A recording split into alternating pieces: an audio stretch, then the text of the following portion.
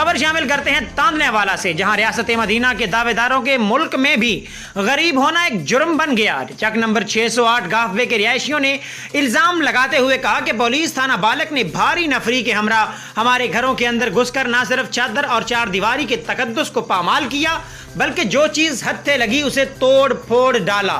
कमरों के दरवाजे, घर का सारा सामान भी नेस्तो नाबूद कर डाला। मुतासरीन ने मजीद इल्जाम लगाते हुए कहा कि जुल्म तो ये है कि वहशी दरिंदों को अलमारी पे पड़ा कुरान पाक भी नजर ना आया। मजीद मुतासरीन का क्या कहना था, उन्हीं की ज़बानी जानते हैं।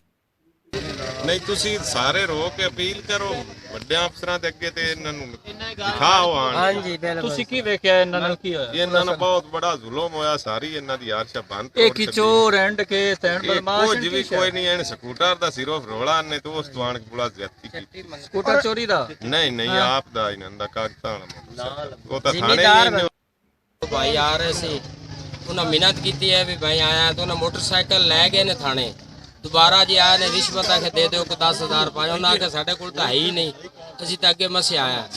ਉਹ ਆਵਣ ਦੇ ਨਾਤੇ ਬੱਗੂ ਗੱਡੀ ਮੰਗਾਈ ਨੇ, ਆ ਕੇ ਫਿਰ ਘਰ ਦੇ ਵਿੱਚ ਆ ਕੇ ਉਹਨਾਂ ਨੂੰ ਕੁੱਟਿਆ ਮਾਰਿਆ ਨੇ ਚਾਰ ਦੀਵਾਰੀ ਵਿੱਚ।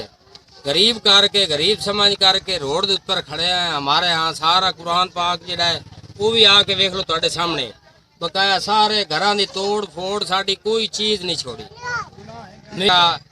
जो इमरान खान साहब को अपील है ये हमारा ख्याल करे।